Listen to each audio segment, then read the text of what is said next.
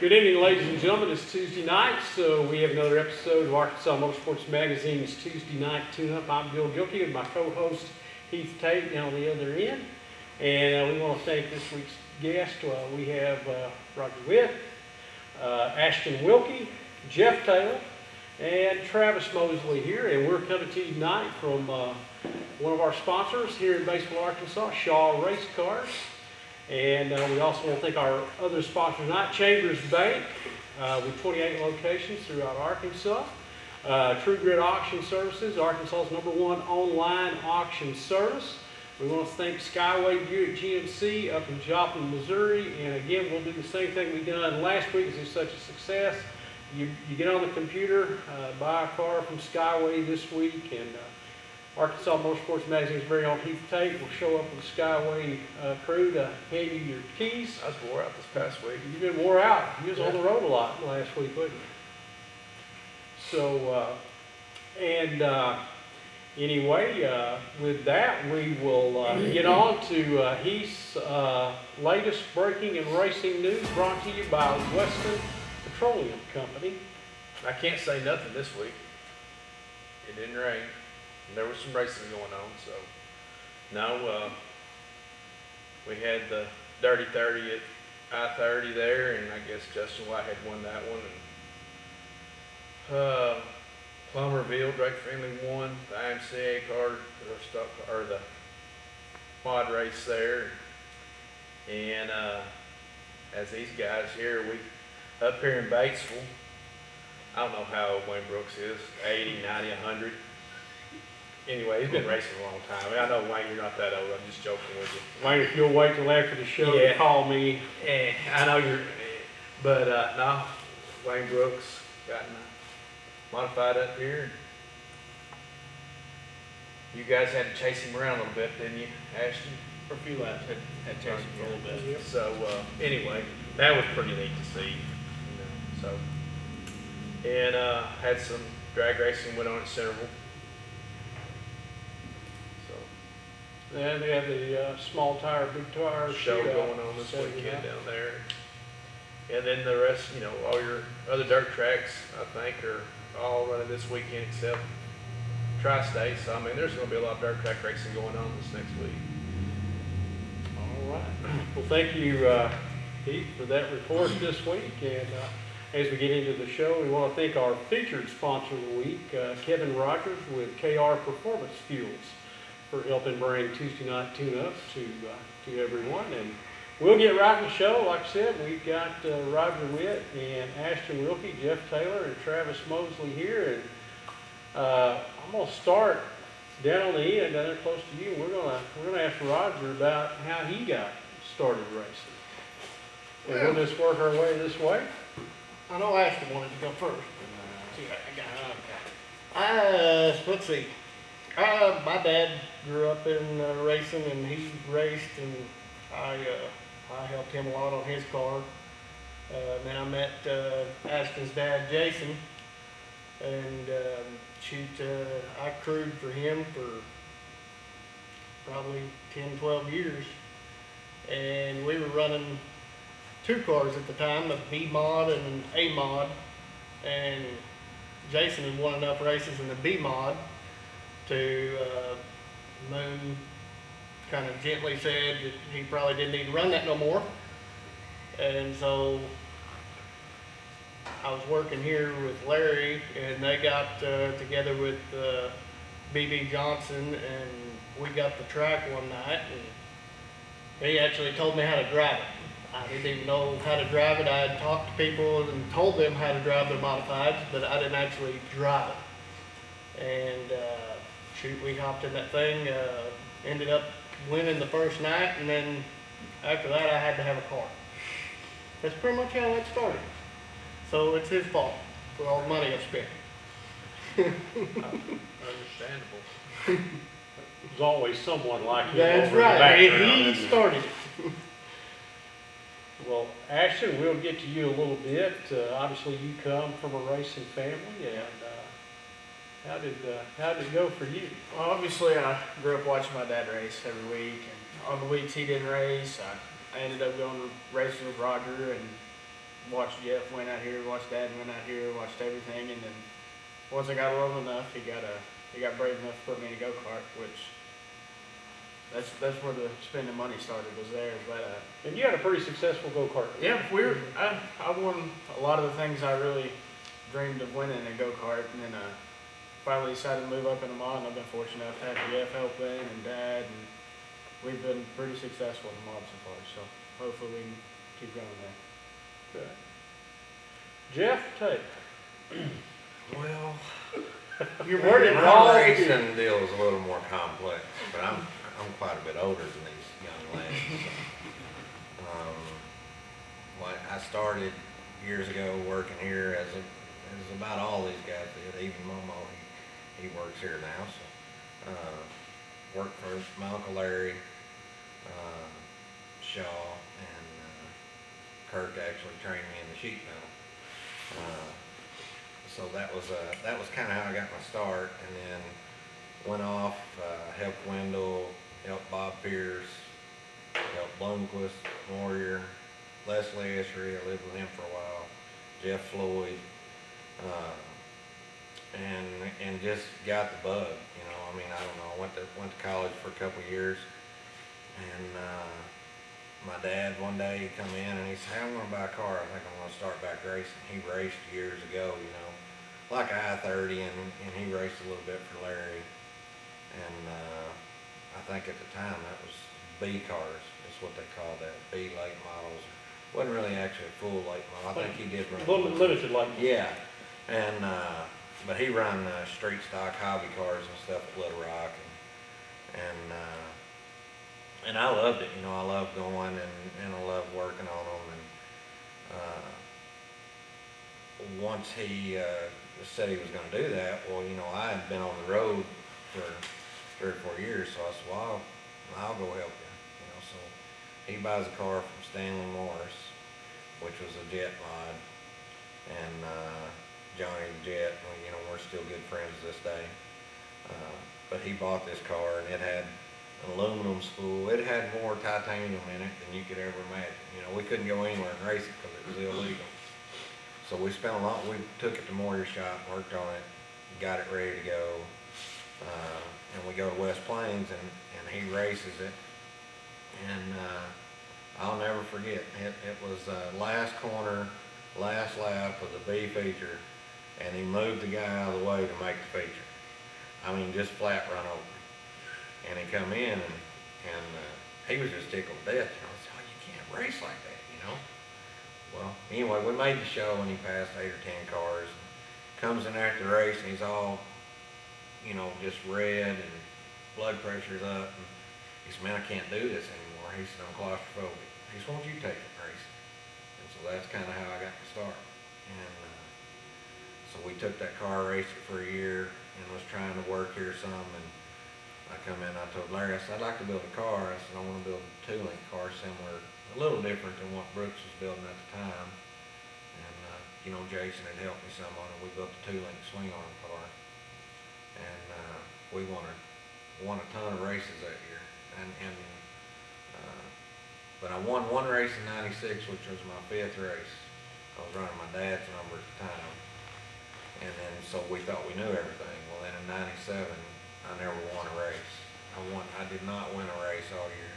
But now I was racing against Mike Bowers, and I mean, I raced against some pretty good guys.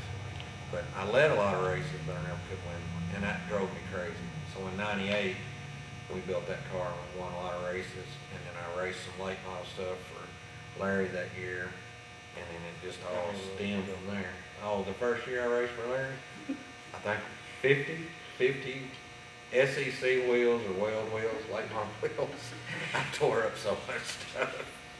But, you know, at the time, I mean, Larry, we had the best equipment, but we would always probably borrow a motor or something, you know. Of course, Larry was smart. We didn't need to own that because I was going to grenade. I mean, I was hard on stuff, but like we would be under horsepower. So Kevin was my crew chief, and was a great crew chief.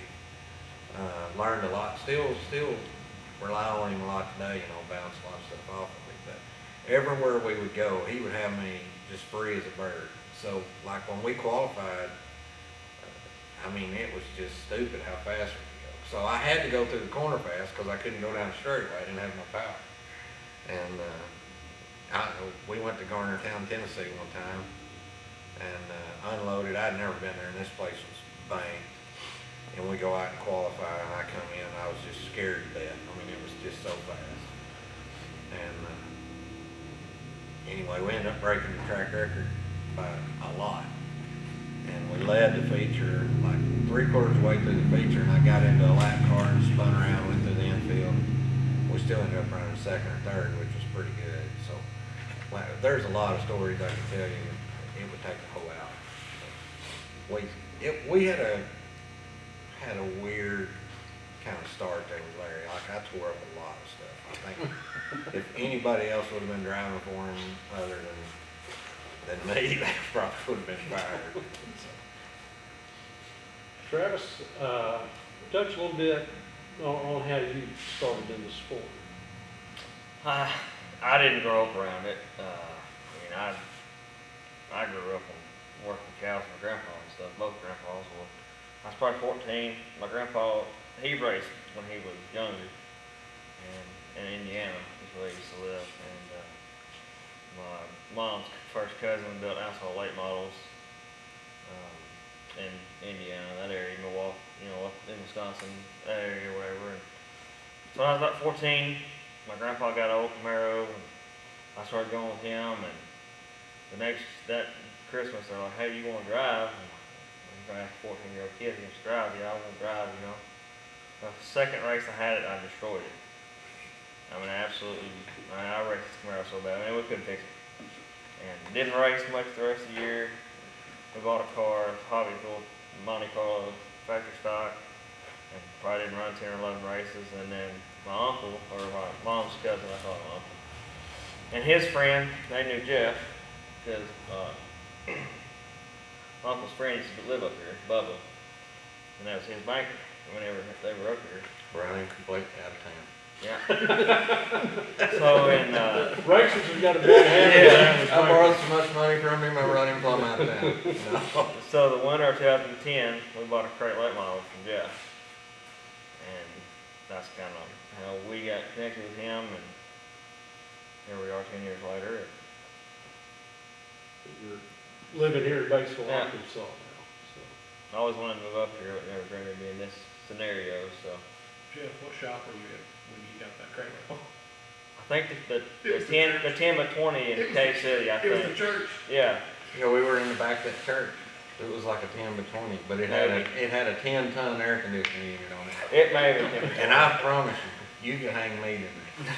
You could literally hang meat. We I kept had- it cool. The late models at your dad-in-law's shop at Gerald's. Oh, it might have been, yeah. But your mod stuff or your jig was on that church, and I'm telling you, it wasn't no wider than that lift right there. I swear, it was the littlest shop.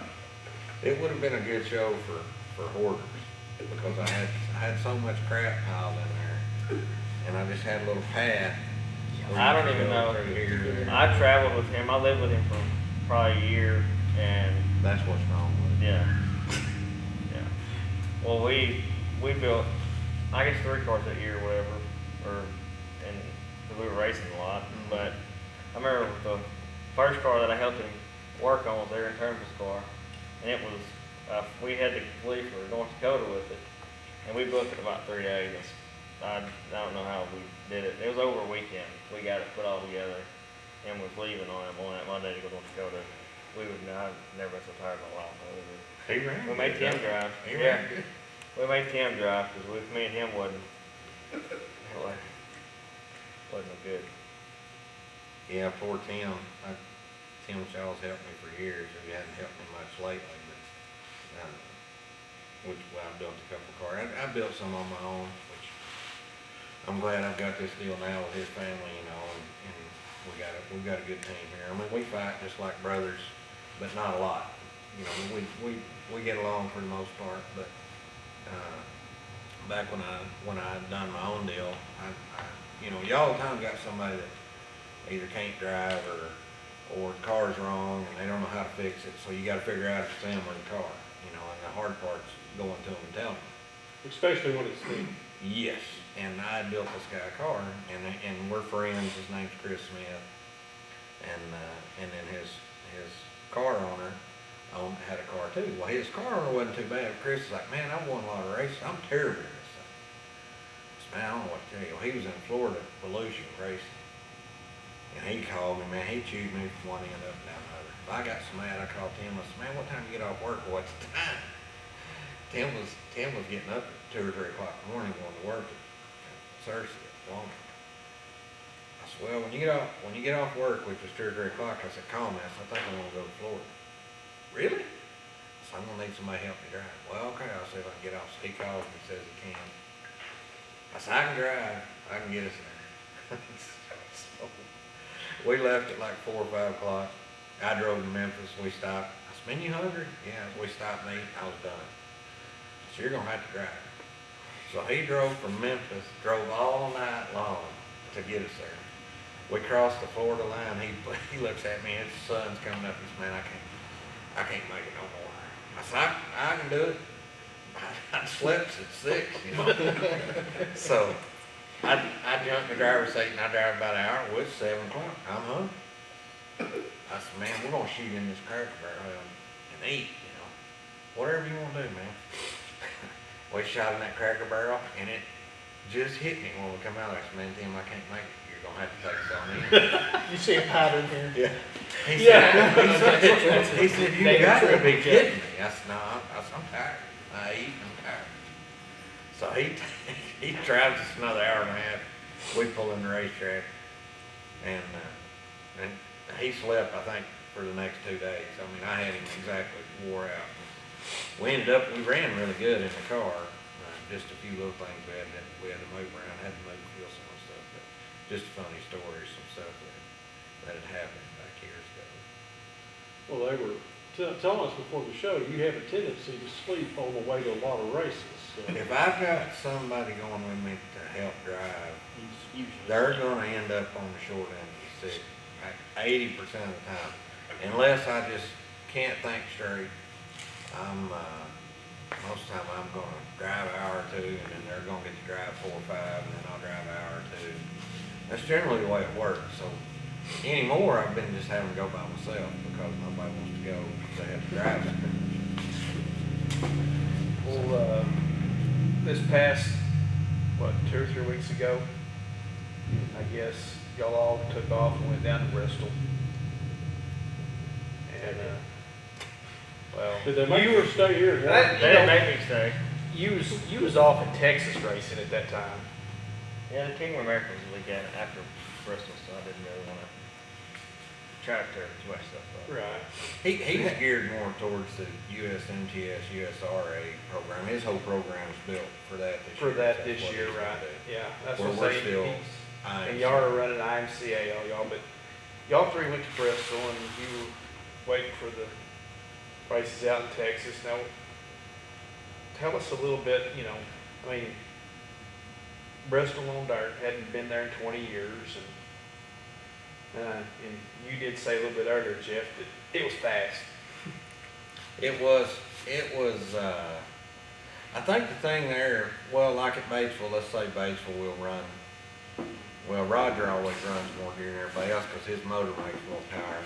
But we're anywhere from a 508 to a 518 gear at Batesville.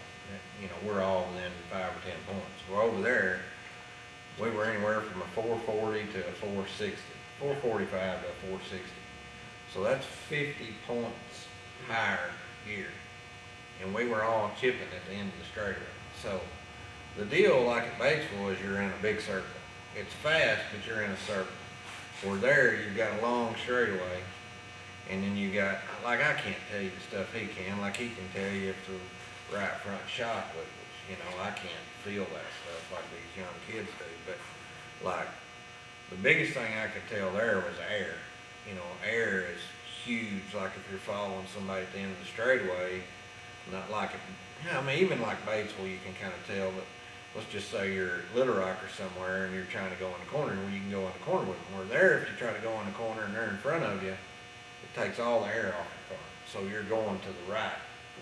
And you just, it's not like you can stop and turn. Everybody's like, what's he doing? You know, you just gotta drive it out of whatever the car's doing. And then like if you're on your own and you go into the corner, the banking does so much to turn you, where a lot of these places, you know, we rely on the bars and different stuff to get the car to turn on going in the corner. So the biggest thing I felt, and I talked with Justin O'Brien about it, was the air.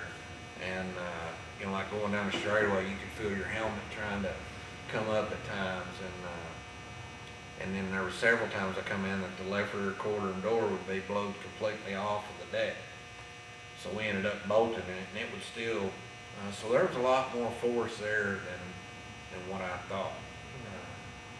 But the And speed was, everything happened so fast, like if they wrecked, and you were close to it, it's so hard to miss because you're going so fast. But, you know, I think the biggest thing was the entry. You know, you got such a long straightaway to think about. And I noticed that watching there was a couple of times there I noticed that what you was talking about, how it was coming out of turn 4 where it looked like you got in behind somebody, you pushed Oh, the yeah, track it cut the air completely off. and you jump up, and then I noticed where it looked like where you were going high, coming high in the corner, and then just shooting down to the inside pretty quick. Yeah, I mean, a lot of that probably was me because, you know, we have 6-to-1 steering boxes, Right. and I swear if I went back, I'd have an 8-to-1. Just, you know, I told Strimmy that earlier, and we go, oh, you're crazy, he said. I said, but, you know, when you're used to just giving it this, and then you get there, and you give it that, and the car just turns.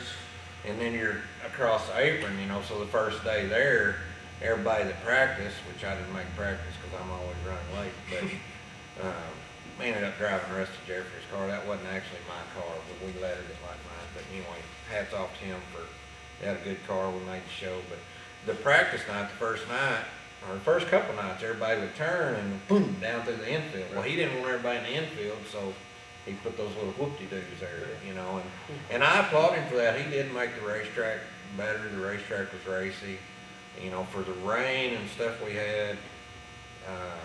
I thought they done a heck of a job with the amount of cars we had. I hated they cut the laps and the feature, which I wasn't a factor, you know, I was too tight. But all in all, the racetrack was pretty favorable considering the weather and the amount of cars. You know, it would be tough for me to go back with a crate motor from what I've seen. That's, Were you too tight for you, or you too tight for the normal person? I think that was too tight for me. It's a difference there. Now, Ashton, you obviously don't have as much experience in modified as these guys, but,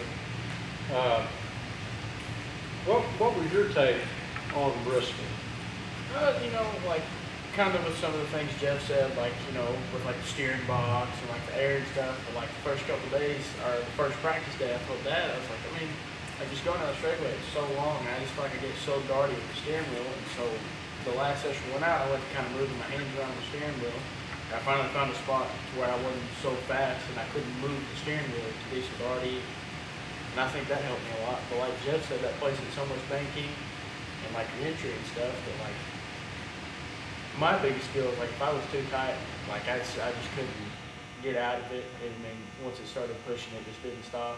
So our biggest deal is to get it freed up. And once we got it freed up enough, I could drive it to where it wasn't too much of a handful. But like definitely with what he said, like if you got behind a car, it definitely try to pull you around, and like air down the straightaways. Like I started tucking my head down to where it wouldn't try to pull it back so far, and Was the amount of speed, was that something different for you? Or was that something you just really didn't notice? You noticed it. No, you noticed it, but like the first time I went out, like as soon as I come out, I was telling Roger and my dad that like everything's happening so fast, you just like don't know what corner you're in or what you're doing. And I guess that's what I really meant to say. Yeah, and you're like, holy first cow, you're going impressions. so fast. Yeah, and then like the second practice day, I mean, it just kind of felt like a more normal deal, and you kind of got more relaxed and felt, you still felt fast, but I mean, you didn't feel like you were going Mach 4 down the straightaway or anything. But Just a little bit faster than the go-karts that you used to yeah, race. just a little bit faster than those. you really notice it when you're racing with somebody and like they mess up. Yeah, And you're on them like, you're racing a guy, you're 10 foot from him, and then, you're running 110 mile an hour or 120, whatever we were running. And when he messes up, you're there. And if he messes up bad, there's no way to avoid it. So that was the only downside to it. Luckily, we come out there pretty well unscathed. I mean, they had a couple pretty bad crashes, but we had fun. We just getting used to it, I think, was probably the biggest thing. It seemed like the last day there we were more comfortable. It's just, you look at the video above and it really doesn't do it justice. But like you watch an in-car video, you're moving pretty quick. kind of was what he said, like when we all first got there, I mean, we walked up like that side of the fence, like, well, it's not, it's not too bad. I mean, it's big, but it's pretty close, like a Vegas somewhere, and you get them like in the infield, and it just like blows you away. Like you're looking, you gotta look straight up, look at the top of the corner, and like the straightaways look so long from the infield, and it's pretty deceiving from the outside. When you're sitting in the car like this, trying to look there, it's a weird feeling. Like the first day, we had to. I've always got like a piece of plastic, like right below my roof for like the sun and to keep some mud off of me. And we ran the first day, and so we were sitting down there for the second day of practice, and Roger was standing next to me. And I said, "Hey," I was like, "Can you get this thing off?" And he's like, "Why do you want it off?" But like the way you were in the car, like with that there, you couldn't see anything down the straightaway or through the corner or anything. So. I feel like that helped me a bunch. Like, I mean, once I took that off, I felt like I was in front of a 4K TV or something looking down the straightaway. But And that brings up an interesting question, guys. When you go to different racetracks, many different racetracks as you guys go to, does the way you sit in the car, or the way you hold your head, is that different from racetrack to racetrack? Just asking that for the people at home. I mean, do you find yourself, like I said, adjusting maybe how you hold your head, or how you just... I think the only place I've ever really changed it is like from there, because I mean, like there, I move my hands way down to the bottom of the steering wheel and kind of brace myself for the corners and stuff. Because I mean, you always feel like you're sitting sideways and your head is leaned. Because I asked that question for a reason, because we get asked a lot, what's the difference in driving, say, running on a quarter-mile track like I-30 and going to a base field? What do the drivers, what do they sense different, other than the tracks, one being larger and one being smaller? As far as like when we're in the seats, like, just like his deal, you can look at his seat. We all got SFI rated seats with headrest on each side, and they're strapped in. You should be strapped in pretty snug, so you're kind of limited on what you can do. Like in the go-kart world, that's a big thing, weights and moving and leaning, but I see some guys leaning, but I'm not. I tilted my seat this year just because all these young guns have done all that stuff. If you look at Larson's, like the way Larson has his late on the seat, it's tilted real bad one night, so when it's up in the bars, he's pretty straight. Like the sprint car, he makes it feel like a sprint car, the way his seat's angled and stuff. Yeah, they're all that way, like Davenport, and he was telling me a couple weeks ago, I said, you're crazy. Well, then we got over at Bristol, and I'm looking at Thornton's car, and his seat's cocked, and I'm seeing his. I thought it was all nuts, but I went ahead and done it, so we'll see. Maybe it's 20 yards faster. I doubt it. Roger, do you move? there ain't nowhere to move in mine. Well, Y'all seen the video? You're talking about a fat boy here. Y'all seen the video from the crate late model feature where the guy's seat belt? Oh, I seen that. It's hanging off his shoulder. Yeah. At Bristol. That loose. Yes. It was unreal. No, I can't do that.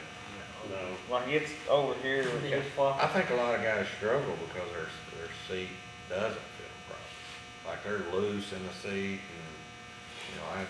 and Of course, the old adage always been that the driver needs to be comfortable in the cockpit. Oh, I agree, 100%. And I mean, from a distance and just looking, I see a lot of guys, even from a distance, that don't look comfortable in the car.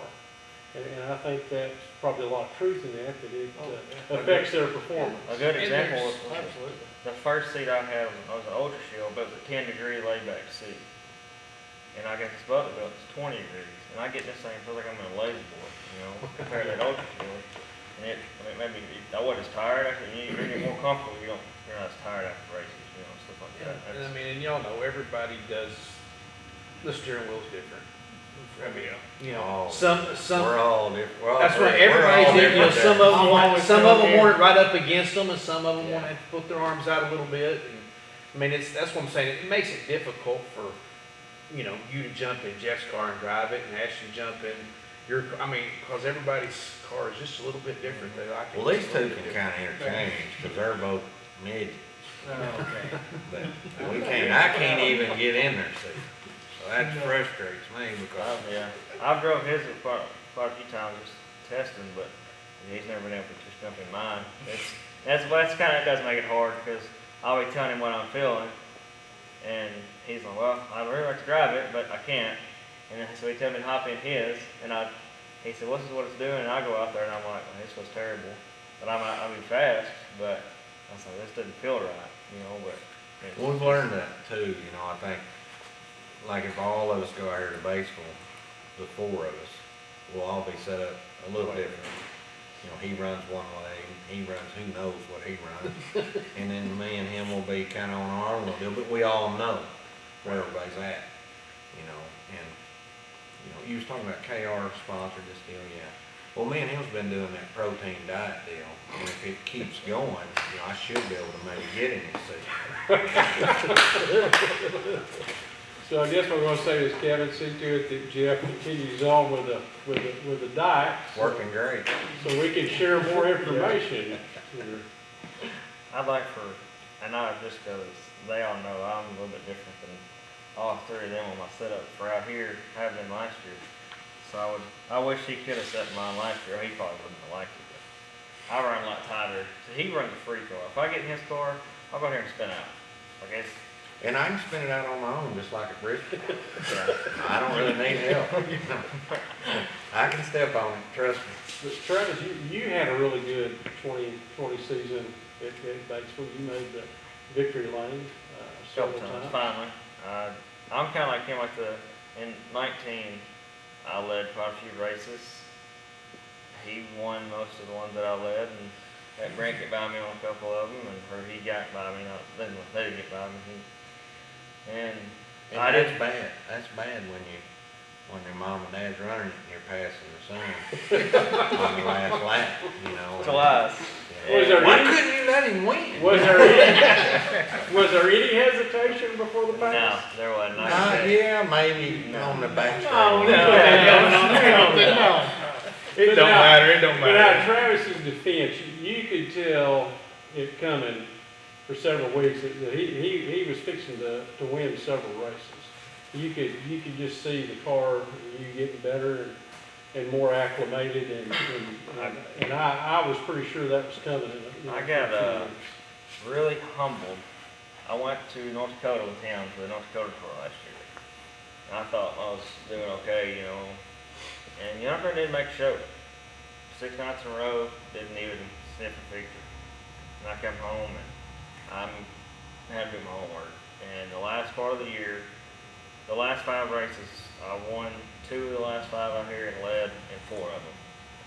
And I felt pretty confident at the end of the year, and now I'm doing something different, so kind of a new learning curve. So Well, and some of that too was, you know, what I was doing. I'm a lot of old school, which has hurt me some with all this new stuff that's coming out, and he was running good, and you know he ended up doing a little bit of what he was doing, and it helped him. And that's difficult for me because I wasn't running. So when I don't understand it, then he's got to rely on him to help, you know, to what's going on. But you know, now we've come together, we kind of understand what's going on and the different scenarios of how to set certain things up a different way, and not necessarily what works for him will work for him, but you know, it's a learning process. I think that's with any car or whoever you're with, you know, you gotta have a notebook, you gotta write down, and, you know, what works for Roger might not work for me, but I can figure out how to drive it pretty quick, but I just might not like it, you know, but not always what you like is gonna be fast or what feels good, and Dale McCall will tell you that all day. And Roger, you had a pretty good 2020 race season. You made the trip to Victory Lane several times at Batesville last year. Yeah, Tell us we a little bit lucked about out. that. We lucked out and won a few of them. I really, to be honest, set out 2020 just to win one. And, High goal, he's a high goal guy. hey, I never said I could drive. I had this car in the barn for years. This guy right here kept pushing me to put it back together. And we put it back together for 2020, and shoot, I ended up winning the 4th race out. And we ended up getting 4 of them there at Batesville and a couple at West Plains. And like I said, we had a really good year. I was really surprised. And it wasn't just the wins. You were pretty consistent with your top finishes every week as well. Yeah, I'm not the best. I'll just tell you right off, I'm not the best driver in the world. So I have some really good setup people, and my car has to be better than most, so I can drive it. I'm not like Jeff, and I can't hop in one that don't do what I like it to do and go fast with it. I have to have it a certain way. And like I said, Jason here, Charles, and Jeff, and Momo, I mean, they help get it right. And He's cut me off, man, don't let him. oh, come on Tell you now, that. easy. I Come mean, on. when he won the 3rd feature, that was it. There was Yeah. no more, we text a lot, you know, that ended. It was all over. You couldn't get any information. That was it. Oh my goodness. After every race, like when y'all all 4 was sitting there running at baseball, after you got done on Friday night, did you text each other Sunday and say, you know, how, you know, like you won and they run, were they texting us saying, how'd you have your car set up this time? Or was it, or did y'all share information like that back and forth? with Tires, each other? honestly, was about the biggest thing that I'm we not communicated saying about that. all year. Tires. Batesville's really big on Yeah. tires. And it was, you know, hey, how'd you have your right rear cut over? As soon as after the races, the first thing you'll see most guys go look at. How does this guy have his right rear cut? Is it side deep? Is it cross, around? Right. What, you Did know, it blister here, here? blister chunk, you know. Right. That's kind of how we evaluated how We the don't- car was. Like, I got a pile in here beside my trailer of about, I don't know how many right rears. I went through, I mean, it was 1 or 2 a night out here. Because I run mine a lot tighter than most guys, so I'm having to be on the throttle a lot, going in. I think he wins And it's that good for us here, you know, with the Hoosier deal, because Marlene tries to keep track of it, and there's always a tire or 2 missing. And I can always say, Momo burned one up. So, Not this year. It didn't work it ain't out. been, it's not that bad, but we normally, I mean, I know if they go to the track out here, you were talking about setup, I'm always, if any of them win, I'm the first one there, congratulations. And, because I'm happy for them, you know, and, but as far as setup goes, I know when we get there, they're all 3 right rear lowers gonna be in the bottom hole, and I'm gonna be in the 3rd hole. So whatever they're doing is not gonna fit me. Right. But I've learned that I've got to go their direction. So. And y'all don't drive, none of y'all 3 drive y'all's near as loose as Jeff does, right? I don't. I can't.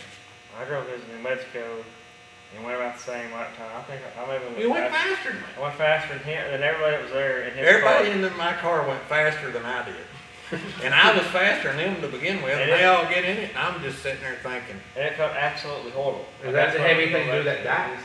Yeah. well, I'm just messing with you, Ken. I'm just messing with You walked us the left halfway. I mean, if I sit on there and work out, trust me, I don't have no problem. When I back up on the air tank, I admit it. I'm the same. We had a good time out there though. And you know, I felt like my car was pretty good. And I let all them guys drive it and they're like, man, that thing feels awesome. And he gets out of it and he says, it's terrible, terrible. He said, I can't even drive this. You're 2/10 faster than anybody here. There ain't no way. I said, yeah, I'm just telling you. And so that, you know, that was a cool experience. Good little racetrack. What was it? Eunice, New Mexico. Y'all obviously are in the race car business here.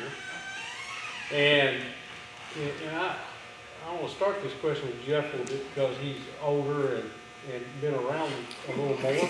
Let's start off Old with Gray that. Fox coming I out. don't think you're any older than I am, but you'll see where I'm going at with this question.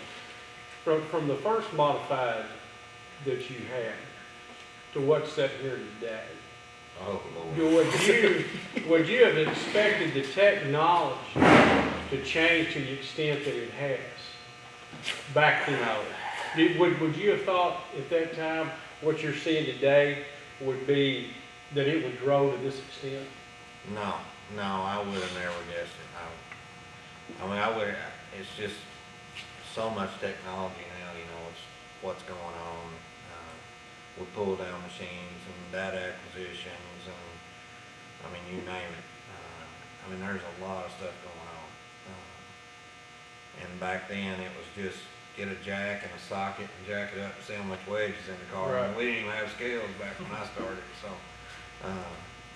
it's evolved a lot and it's constantly changing now, you know, and if you're not on top of what's going on, you're gonna get behind, so, you know, it's, knowing the loads on the car, I think was probably, you know, I mean, Wilkie and them guys, when we come in there, they get a heck of a customer base and always done a great job with helping people, but, you know, it's been a learning curve for us, and I think last year, towards the end of the year, we got a really good handle on kind of where our cars needed to be, as far as load wise and center to center and stuff that, you know, we just didn't have, because we just didn't know, you know, and then when you start getting beat, you're going to these places and you're like, you know, why are they so much faster? And, you know, we figured out, you know, you can kind of throw ride heights out the window, which we scaled his car today just for principle. You know, we had been a while just to see where it was at. We moved some stuff around to see if we can get him going a little better. I think we made some headway there. But And that it used to is- be a big thing, everybody wanted to sit there and, you know, make sure my ride height was, you know. Oh, yeah, I You know, know. It's way different Yeah, now. you know, I mean, that back in the day, that's used to be, I mean, that was one of the big things you wanted to do. And Yeah. now, like you said, that's just kind of, Well, I mean, you know, just when you know your teammates' cars, you know, like let's just say I'm in the fourth heat, he's in the first heat, and he's going out on the racetrack, and I look at his car, and it's all jacked up on the right rear. Well, I know he's already loaded the right rear, so the track must be fast. And if I look up and see, man, he's hauling the mail, and he's running around the top, then, you know, I'll probably adjust my car that direction. You know, or just like if his panhard bar is in a different location than mine, that, you know, that's a benefit for me. So, because I'm able to say, you know, if he's fast, then I need to keep in the back of my mind, he's got this going on with these bars, and then, you know, I'll run and I'll make that decision based off that. You know, maybe that hurts me sometimes because I judge a little bit off of these guys, which, you know, I hate to swell their head up a little bit, you know, but I do pay a lot more attention to them than what they think, and, you know, I love being involved with them. You know, Roger's a little older, I don't actually get involved in his deal a lot, because he doesn't really change a whole lot. I mean, he just gets in it and drives. it stays the same no matter Yeah. where he's going, what he's Well, and doing. that's what I was saying, you know, when you were asking a while ago about him moving around the seat. I don't think he moves or changes anything. He just turns the wheel. I got 4 springs in my trailer. I mean, and that's when the car's in it. 44. Yeah, of course. He's got 44, I think. Yeah. See, he's got like 3 different cabinets. Well, I got plenty in case somebody needs to borrow one. Yeah. It's a company deal, you know, Yeah, we're I trying know. to sell springs. Well, obviously, you're not still into Rogers. No. No, Roger's got 4. He's I got 4. He's got 4, that's all right. I only one off my car after I'm done. The No problem. Travis, the USRA stuff, how are you adapting to that now compared to the IMCA stuff? I mean, what's the biggest difference that you've noticed so far this year in the two different classes? The motors, honestly, that's not a big adjustment. Tires, how the tires feel, how they steer. American Racer is a little bit softer, well, not a little bit, they're quite a bit softer than the Hoosiers. So they steer a little bit better, but they get more grip, so the rear end's a little bit more stuck. So I'm having to free up from where I'm used to being.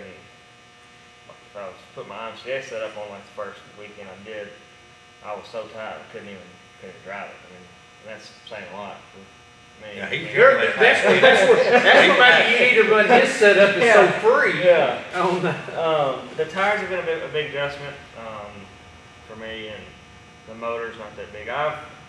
2 years ago I ran a lot of USRA stuff. Didn't run as much IMCA, and I was in GRT then. I actually had Mike Bowers' old car, and we run a lot of USRA stuff, and I was pretty competitive in that, but I haven't been in it in 2 years, and so that's been a big adjustment. Just trying to get used to how Changed a lot. it's changed a lot since and just trying to get used to how those tires drive and how they, the grip they have, and trying to get the most out of them. It's been a big adjustment for me. And I would assume this, going around this USMTS is a business deal to try to expand your business here over into the USMTS circuit. Yeah, we'd like to. We don't have many guys that run USRA stuff, and we've got a few, but nothing.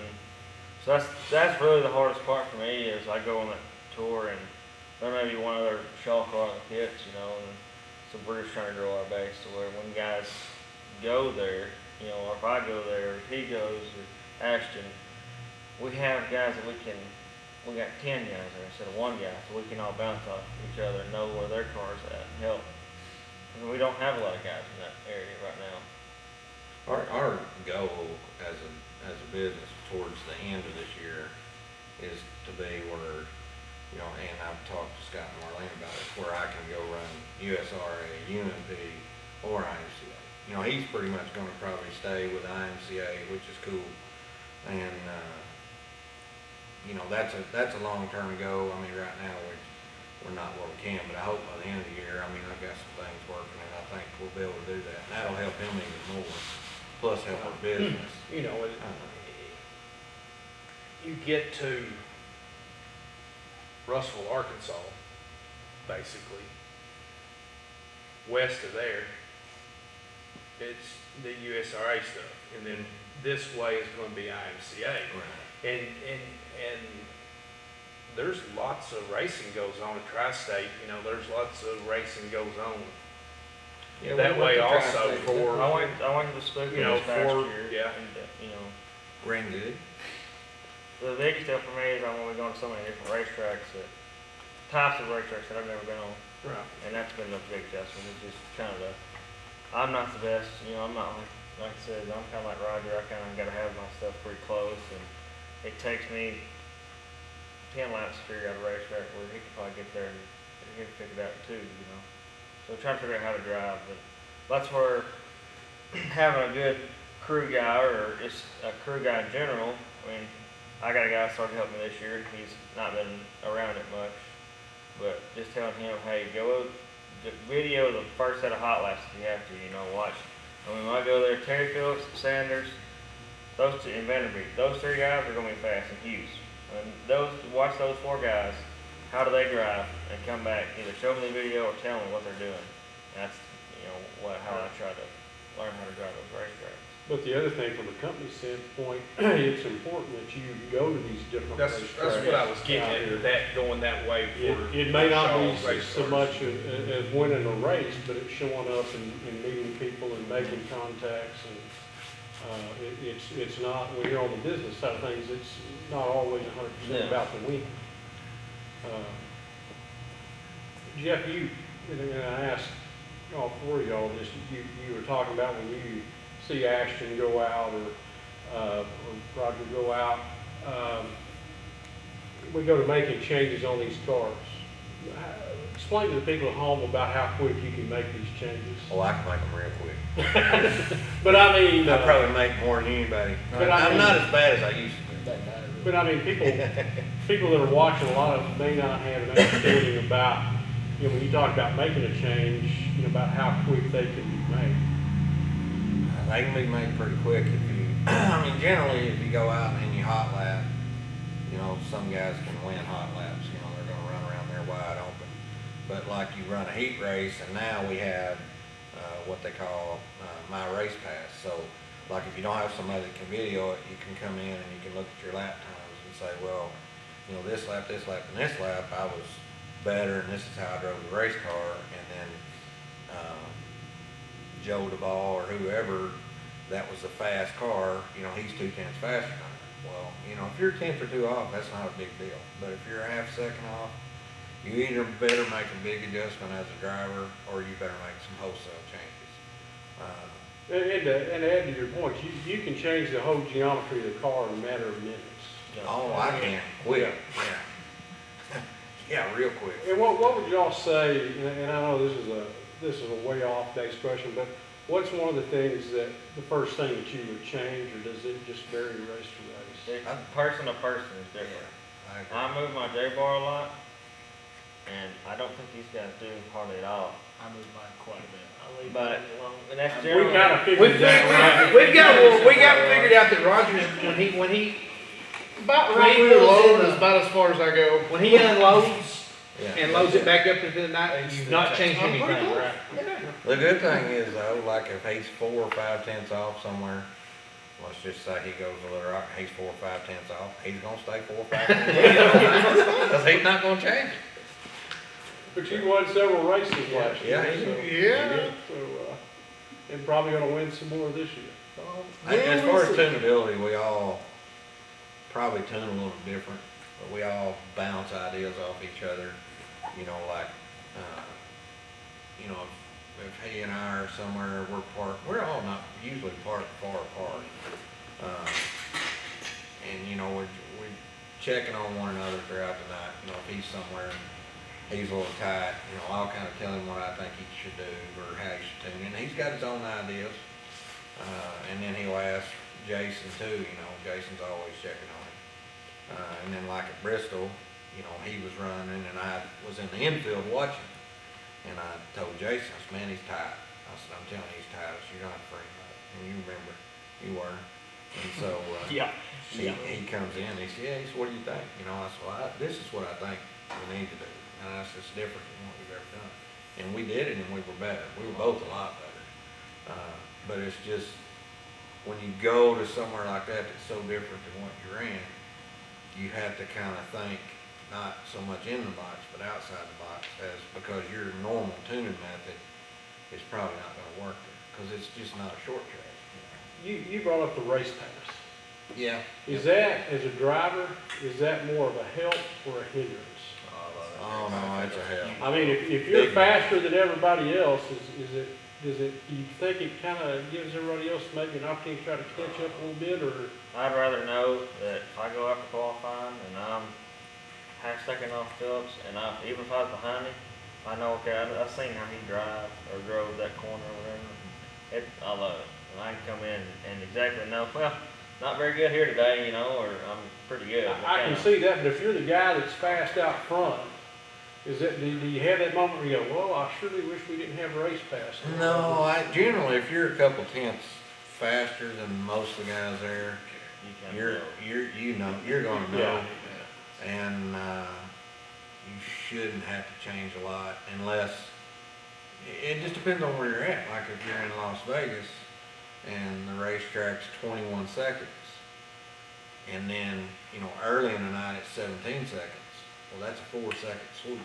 So you either gotta be able to adjust a whole lot in the cockpit as a driver to make yourself slow down, or you gotta tighten the car up, or, you know, whatever the car needs.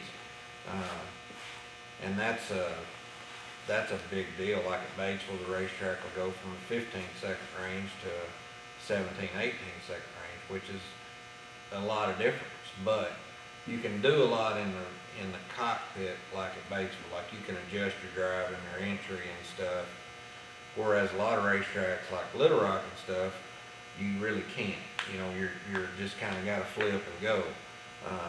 But a lot of places you can adjust, you know, that we race Don't at. shake your head, Roger. Yeah. He don't adjust. Ashton, did, I just you play and a Jeff, y'all were there, did Bristol help you as far as the way you look at racing the rest of this year, or or is it something that you can't even take? I mean, Bristol, you just nothing, there's No, nothing. I mean, I think it helped in certain ways, but I think the biggest way for me is like Jeff was saying earlier, like you're going so fast there, so if you mess up one time, you're either gonna lose a spot or somebody's gonna gain a lot of ground on you. So I think for me, there was being consistent every lap and hitting your marks and just being smart about everything and making sure you're doing what you need to do. I think that's what helped me the most there and will help me throughout the year. Rest of the year, right? Yeah, I agree with that. Like I can run Batesville, and I've just raced so many laps there for years. You know, I've raced there 25 years, so I don't actually have to know that I'm gonna lift past the light going into one, or I'm gonna drive 3 car lengths past it. Where, like when I got to Bristol, I had to know I'm gonna lift at this light pole, or I'm gonna drive to here and turn. And you had to use those markers. Where, you know, a lot of places you go and these guys go that are around here, we're comfortable and we kind of know where we need to lift or how we need to lift or what you can do to change. Where there, we were in unfamiliar territory. Right. And it, just like he was saying, you had to concentrate on not messing up, because when you messed up, it's not like around here where you just stop and take back off. You just got to drive it plumb through whatever's going on. And that was such a weird feeling when your car's tight. And the good thing is we never was way up on the bank. Yeah. So Right. I was. you did one There was a race. few laps I was up there, yeah. I did notice that you actually ran a little higher than Jeff did throughout most of the whole. The funny story behind that is Roger all week told me, do not go up top. I can't sit there and watch you do that. But after we made it in the A, I was talking to him and I was like, it's kind of going and being bottom dominant. So I was like, well, it's like we're starting way back here in the back. So when we get to turn 1, I'm gonna just go to the top, see if I can pick off a few cars at the start of this deal and see where I can go from there. And so, I mean, when we took the green, I just kind of got up there and passed a few cars and just kept racing my way up through there. So I never really moved off of it. Gradually we got separated enough. It wasn't, I kind of just lined out with everybody, but no, I got to race with Jeff up there for a little bit. And He rubbed on me. I He said he I did. did. Yeah. He I rubbed was wondering where that rubbed me red, completely out of it. I was wondering where that red come from on my door. Jeff, when, now and going back a few years ago, when you've had a great career racing, won a lot of races, will you go somewhere maybe that you don't frequently race a lot at? I'm just gonna use some place like as an example, and people know Jeff Taylor's. Is there some extra pressure that you put on yourself because everybody expects you to perform so high? Is there a pressure that you put on yourself that maybe people on the outside don't see? Because those other drivers expect you to perform at a great level? Yeah, probably. This last year, I put a lot of pressure on myself being with the business, and you know, we had made some changes, and I had made some changes to the car, and wasn't really getting the results that I felt like I should get, and you know, I was overdriving the car a lot. I mean, a whole lot. At a lot of places I went, and you know, when you're out there and you know they look at you as that, you know, I don't see myself as that. So, you know, I just see myself no different than any other racer. That's just what I do, and I love it. And but I did put a lot of pressure on myself last year, and kind of one reason I've kind of got a slow start this year. We're going to debut this weekend here. Somewhere, not sure really yet where I'm going to go. I think I'm going to Ardmore Saturday. I may run out here Friday if I can get my mom to buy my pit pass for me. But that I always write a check for, and she'll tell you. She's nodding her head over there. I always pay. Now, pay you probably don't, but I always pay. But, yeah, I do probably put a lot of pressure on myself, but, you know, once I get in the car, I'm focused. You know, most generally at the racetrack, I'm so focused like you can't even hardly talk to me, you know, and it's difficult when you're trying to help these guys, but they know, you know, come to me, you know, and if I'm running good and everything's gelling well and I'm confident, then, you know, I'll venture around through the pits a little bit, but it's difficult for me to go to the racetrack and race, and I think that was one thing I put pressure on myself with this business is they have so many customers. You know, Larry built a heck of a customer base through the years. I mean, you're talking 5,000 plus cars, probably 2,000 to 3,000 active guys racing. You know, and now all of a sudden, all these guys have my cell phone number, and you know, nobody thinks about a Sunday or, you know, do you need time alone, or, you know, it's all the time. You know, and Wilkie's the same way. I mean, our phone messenger, it's 24 hours a day where, like, you know, these guys can kind of go on. He gets a little bit of it, and I mean, I know he does, which Roger don't, because he don't change anything. But, you know, I've got it figured out. yeah, well, I do pressure myself there because when I go to the racetrack, I feel guilty from a business standpoint that I can't help everybody in the pits. And then, like, it really shows up, like somewhere like Vegas, we go there and we got 75 cars there. It's impossible for me to go to every car. So, you know, I try to tell everybody anymore, you know, I'll tell everybody now, you know, you just need to come to my trailer. I'll be more than glad to help you. But you have to come to me, because when I'm at that racetrack, I'm not sitting there thinking, hey, I mean, even my teammates a lot, I'm not sitting there thinking, what's wrong with him, you know, or why is he not running good, or what's he doing? I'm focused on me. And if I don't focus on me, I don't run as good. And I think that was one thing that hurt me more than anything was pressuring myself there. And then there was a lot of races toward the end of the year. You know, I ran really good, but I didn't have a good finish. You know, got run over. You know, or the deal with Ethan was just racing. That was more my fault than anything. But I wasn't talking about him. But I'm just saying, you know, in Vegas, I got together with Gould. It was just a racing deal. There was nothing that nobody done intentionally in any of these things. But I just ended up on the short end of the stick. And you know, as far as I know, I don't really have any beef with anybody out there. I just, I put myself in position by not getting there and practicing and being more prepared where I wasn't in the back of a qualifying race because I didn't practice. So, you know, once I figured out how, you know, you got to go there and be prepared, be organized, and so that's my goal this year. Go there, be prepared, be organized, and if the people need help, you know, they can text me all through the week, or they can call here. And something else you might do, just a suggestion, or at least you might give them Roger. That's it, you know, but Roger, a lot of times, you know, and most people don't know this, but he's dyslexic.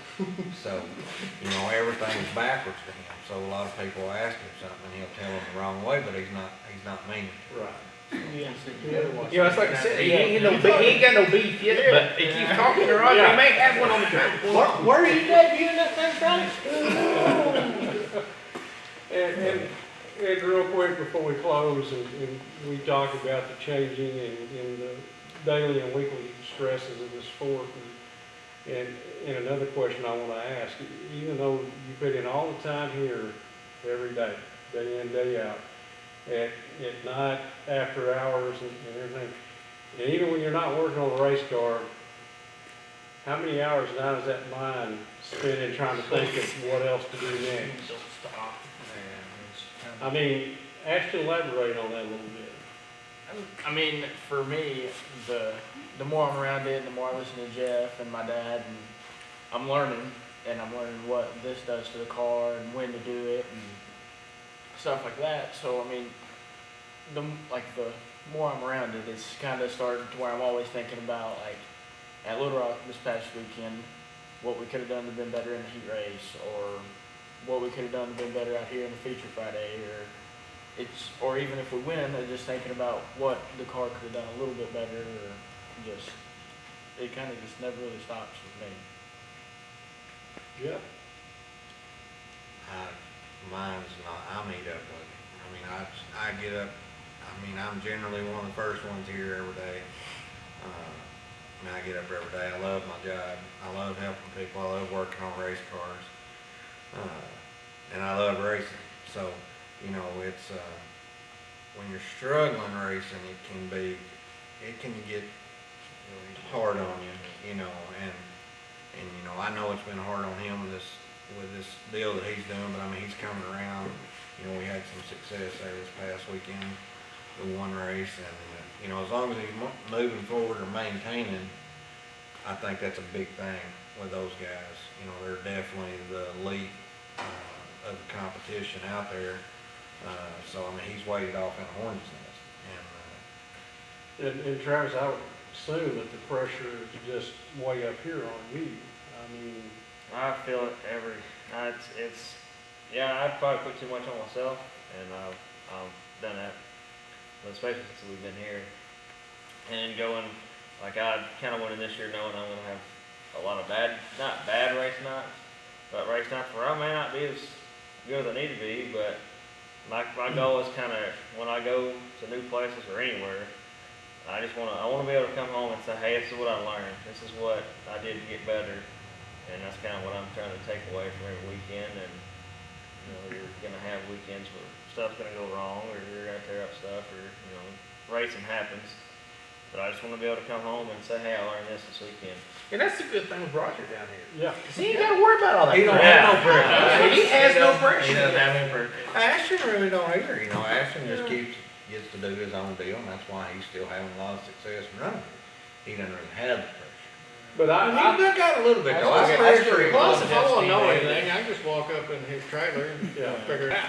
But from the outside looking in, you know, I think something all four of you need to always remember when that pressure is getting up here.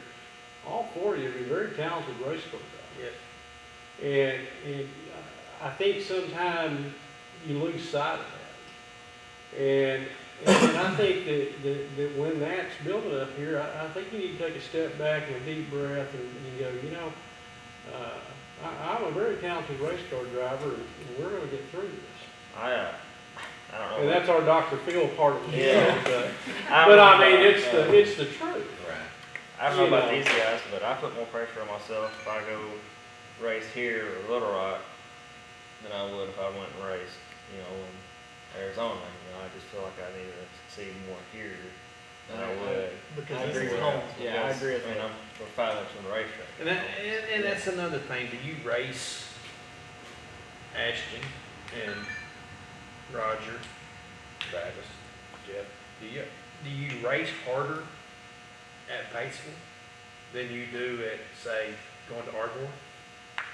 You know what I'm getting at? Because everybody that you're I would say that it's harder on me if I don't run good here than it is if I travel off, just because like this is a home track, and I mean everybody here pretty much knows who I am, I know them, and It frustrates Yeah. me more. Like last weekend, we had that, and I was really down after last weekend, and that it just frustrates you more that you can't do good at a place that you got so many laps around. Out here, I mean, unless I break or have a flat, I'm gonna be towards the front. I mean, I can drive something terrible here and be competitive with it. A covered wagon. He drove an unnamed chassis brand and then got Yeah, second but behind. that's another one of those deals that we were talking about earlier. You know, one of the only people that's probably made as many laps or more laps around that than you is Wayne Brooks. Yeah, he's probably got more. He's got a few more years. He's got a few more years, you know, on that than you. But you know, I've learned a lot. nobody else around here has made that many laps around that track. I've learned a lot from him through the years. A lot of the old KISS method, keep it simple, stupid. Right. And he's a mentor of mine. I got a lot of respect for him. And, you know, it makes my day, you know, when I come in here and he'll come in and talk to me, and, you know, I'll say some stuff, and then anything he asks me, I'm open book, you know. But it's funny that for years, you know, everything was real secretive with him. And, you know, I could ask him about anything now, and he's just open book with me. So it's on my level, it's neat for me. And, you know, he's good to these guys and picks at them, and has taught all of them a lot too through the years, but, I didn't mean to sound arrogant there with that comment at Batesville. It's just, that's really just the truth. I just made Oh, that's so many. fine. And I don't think That's, anybody took. no, that's the reason I said that, because no one's made more laps around that place than Brooks, than you. What, that's probably been 4 years ago. The last time we had a three night Mid-America deal out here. The first night you won from like 10th, the second night you started dead last and won. The third night, I think you started 10th or 11th and won. He won all 3 nights. The second night, he came from dead last. I mean, it was a full field. All I remember is running over Kenny Schrader, and I was Oh. absolutely still, I was crowing so for it, sick over that, man. I mean, it was the last lap, white flag lap. We took the white flag, and we were catching a lap car, and he had run the same line. I mean, he's very consistent, and he's smooth. He's running good right now. We're buddies. We talk some. Him and Kenny Wallace they're two of the best in the sport, in my opinion. And I'd caught him white flag lap, and I committed, because he was going to go above the lap car, and I committed to go under the lap car. And when I say I committed. I never lifted. And he turned and come across to go under the lap car. So you And used 8 I wheels. I didn't even have time to hit the brake pedal. I hit him flat on the floor, and he still finished second. But like I thought he was gonna whoop me and you both. he was out of the car. I don't even know he even crossed the scales. I crossed the scales, and I'm just in tears because I'm like, I just run over Kenny Schrader, and he is in my window, and not gonna really say what he said, but I mean, it would be like somebody chewing their son just completely out. I mean, he just made me feel about that tall. He said, it'd be one thing to hit me. You took my left front tire completely off the wheel. He said. So then later on that night, he's at Lance's shop, and it's like 2 or 3 o'clock in the morning, and he's standing next to a trophy, giving me the finger, and sends me the picture.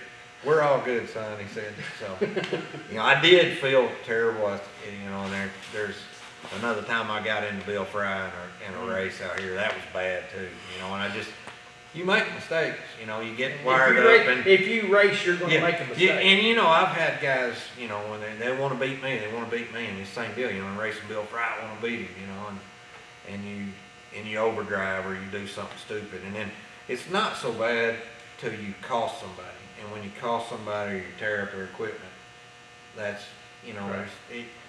I've done that a few times in my career, and I hope to not do it anymore. I mean, you do it from time to time, but fortunately, I haven't done that very much. Well, our production manager over here, Eric Gilkey, is about to give us the sheep's hook. So as we close out the show, we'll start on the other end with Roger. And the question for all y'all be is, what does 2021 look like for you in racing? 2021, we're gonna mainly focus on Batesville and West Plains. Batesville is offering a free ride into the 50,000 for the points if you win the points out here, or the top finishing position in the points. So we'd like to go for the points there, and then I'm gonna ride along with this guy a little bit when they're not racing, and go from there. Ashton?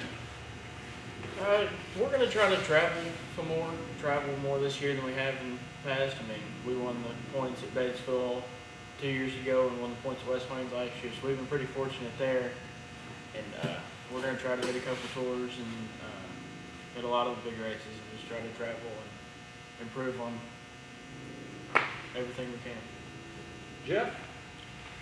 Well, now I'm going to run for Batesville Speedway track points. No, I'm just kidding. Come on. I have never won a track championship. I've won some series and won some tours, but I've never won a track championship. Ran second in several years ago. But I'm going to run most all the big IMCA races. Travel around. We're going to be doing some hit and miss stuff in different states and doing some testing.